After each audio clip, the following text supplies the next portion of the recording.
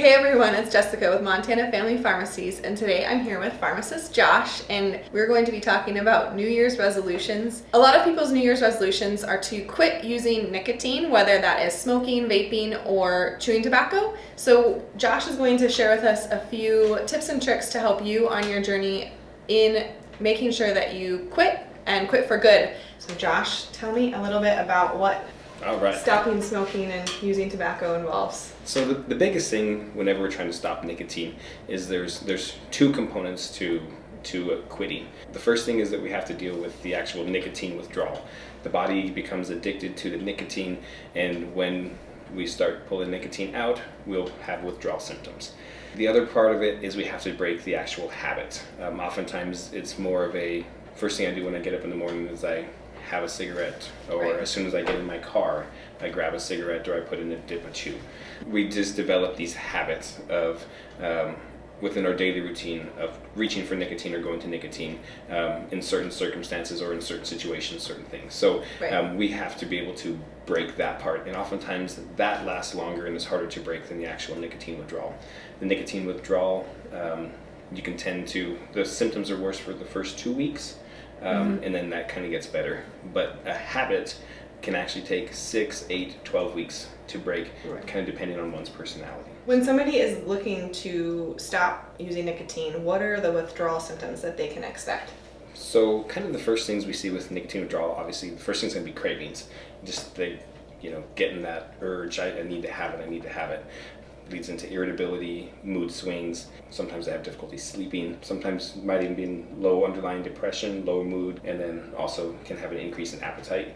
Kind of just that replacing one oral fixation with another. So sometimes there can be some weight gain. As far as for dealing with the nicotine withdrawal, there's a couple things. Oftentimes medications can be helpful with this, or also using a nicotine replacement plan or nicotine replacement therapy as well can help. So when you say nicotine replacement and nicotine therapy and stuff like that, what do you mean by that? So basically nicotine replacement therapy is substituting one nicotine product for another. So instead of going for a cigarette, that's where we actually start using the patches, the gums, or the lozenges. What we do with that is we still allow you to have nicotine, but it's more in a controlled fashion. With a patch, you wear the patch and put it on and leave it on for 24 hours. Gives you a low dose of nicotine, so that actually helps prevent the body from going into withdrawal. Same thing with the gums and the lozenges. We start at kind of higher doses, and then we just gradually start going lower and lower in doses, and we can gradually go longer and longer in between the times that we have to use or supplement the nicotine. A couple things. A lot of people think that the gum is like a chewing gum. You just put it in and you chew it, and no. So with nicotine gum, the best thing to do is you actually want to put it in, you chew it until it gets soft, and then you start to feel the tingle in your mouth, and then you park it in the gum line, and you just leave it there and just absorb the nicotine that way. It's not meant or intended to be continually chewed. The lozenge is kind of the same way. Obviously we don't chew it. We put it in, we put it right inside between the gum and the cheek, and we just leave it in place and let it slowly dissolve and get into the system. And again, they come in different strengths, like 4 and 2 milligrams, and we go from using it every 2 to 3 hours to gradually going 4, 5, 6 hours. You gradually spread that out, so that way your body can adjust to using lower and lower levels of nicotine, or needing lower and lower levels of nicotine. Okay. All right, so I would imagine that when you are trying to quit nicotine, that probably the hardest thing about it is changing your habits surrounding using. So what are your tips and ideas and things for people to change those habits? So kind of the big thing with nicotine is it's always considered like a reward system. People, they do that when they get their nicotine, they kind of get that release. So people are missing out on that reward. So I like to say, let's make smoking an inconvenience. So we have to try to break that reward cycle. So make it difficult to get the nicotine. So usually I tell people, separate yourself from the nicotine, or hide your cigarettes from yourself. For example, take your cigarettes and put them in the trunk of your car, and then take your lighter and go put it in your mailbox. So anytime you want a cigarette, first you got to either go clear outside your mailbox, then you got to go to the trunk of your car. Kind of a drastic example, but those are the kind of things that make it kind of a pain or an inconvenience for you to want to get your nicotine. Same thing with your Copenhagen. If you wanted your Copenhagen, maybe put it in a freezer out in the garage. So now if I want my nicotine, I got to go get it, and it's frozen and it's a pain to get. So you really have to, want it exactly to try and get it. So it's more of an inconvenience. And the other thing that I like to do or recommend is kind of give yourself like a timer. Let's say you get up in the morning and you're making your coffee and you're like, okay, I want to have my cigarette because that's when I have my cigarette. Set a timer for like 5 to 10 minutes. Say, okay, I can have it, but I've got to wait this 5 to 10 minutes. Then maybe during that 5 to 10 minutes, you decide you're going to do some sit-ups or some push-ups or get on a treadmill or go for a little walk around the block. We're kind of changing our focus and shifting our focus. Oftentimes if we do that and we do something healthy, our brain will be like, I just did something good for me, why would I want to do something bad?